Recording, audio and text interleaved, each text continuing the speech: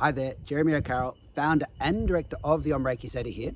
In this video, what I'd like to do is give you a quick guide to choosing an excellent Reiki course. Now, this will be valid for all levels, not just level 1, but level 2 and the master level. Now, when you're starting out, one of the challenges is that you don't know what you don't know. Now, this applies very much so before you've learned any Reiki, but it even applies for level 2 and 3 because before you've done level 2 and 3, you haven't done them obviously, so you don't know what kind of things they should be teaching you in those courses. And before you've even learnt Reiki, you know nothing about Reiki as a rule. I mean, you might have read a few books, but generally speaking, you're not going to know much. So you don't really know what questions to ask about a course. You don't really know what things you should be looking out for. So in this video, I'm going to give you a very quick guide to finding the ideal course or an excellent course for you. Now, if you want to go into much more detail, I have of course written a book on this topic called The Perfect Reiki Course, Everything You Need to Know Before Your First Class. But this video should give you enough to at least feel confident that you can choose a course that's going to give you great value. Okay, now, when you're looking for courses, of course, you can eliminate some almost right away. And many of these, when you're looking at the websites, they just have very scanty information. There's not much there. They don't say much more than, hi, this is my course, these are the dates and times, come along. And you're like, why should I do that? So if, the class, if the teacher can't be bothered really giving you any information about the course on the website, then I'd say that, tells you something. So I would be, unless you got some excellent recommendations for that person, I probably wouldn't choose their course. I want to know a little bit more about it, and I think you should be able to find out stuff on a website. So if it's not there, if there's little information, I'd skip over that course pretty well right away. Even more important, I would say I would skip over any course which teaches Western style Reiki. Now, you may or may not be aware that there are there's really 3 main types of Reiki. You've got Western style Reiki, that's Reiki that came from a lady called Mrs. Takata, who was teaching Reiki in Hawaii from the sort of mid to late 1930s onwards. You've got esoteric Reiki, which is it puts together all sorts of types of Reiki. Often they're not really Reiki, it's just people call hands-on healing Reiki and then they make up different systems. Some of these are very good, by the way, but they're not necessarily Reiki per se. And then you've got what I call traditional Japanese Reiki or classical Japanese Reiki.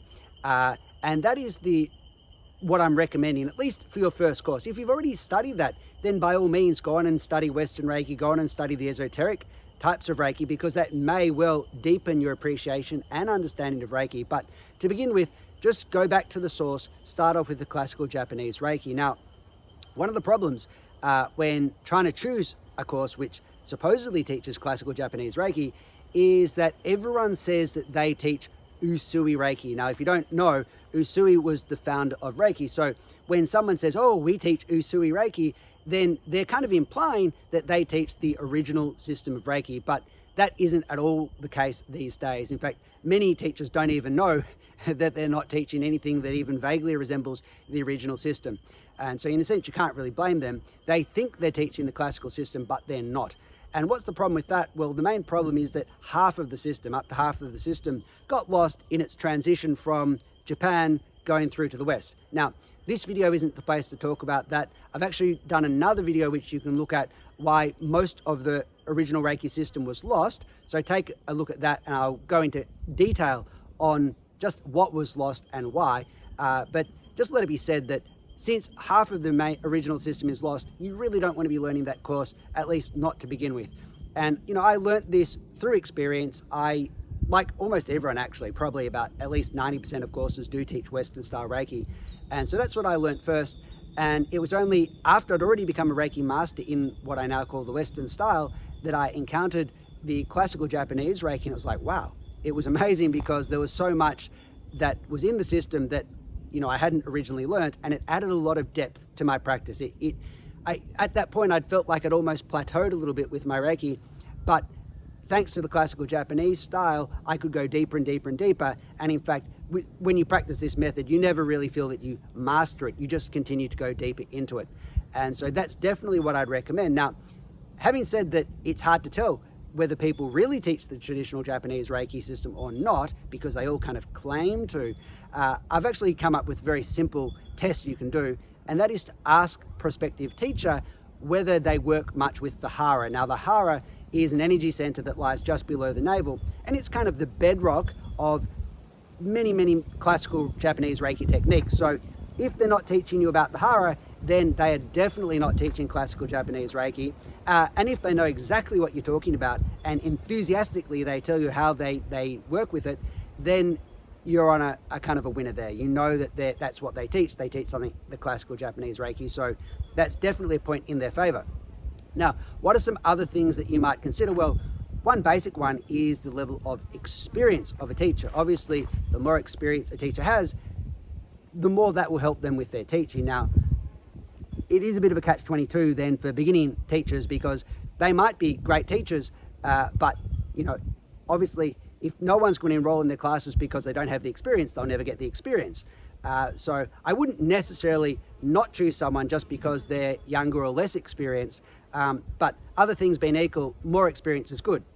If they are young though, and you get a good feeling about them, then really what I look for is a level of dedication in them. So if you can see that they are really dedicated to Reiki, they have a deep personal practice, they work with Reiki every day, and when you talk to them, you can feel their enthusiasm. They love Reiki, they live Reiki, they breathe Reiki. Then, even if they're young and inexperienced, then you might give them a go, because probably they're going to be excellent teachers. Okay, what else can you look for? Well, one very basic thing is just that the course has a proper manual. There are so many Reiki courses, and I've been to several of these myself, which just kind of cobble together bits and pieces, usually from the internet. So they're not even, they're kind of stealing other people's ideas, and they cobble them together in some sort of manual. Some courses don't even have a manual. And if a class does that, then I think it's a bit shoddy, and it's probably reflective on the care and the effort that a teacher has put into crafting their classes. So if they don't have a good manual, an original manual, I would scrap their classes. Okay. What else can you look for? Well, another thing which is important, I guess, is the price of the course.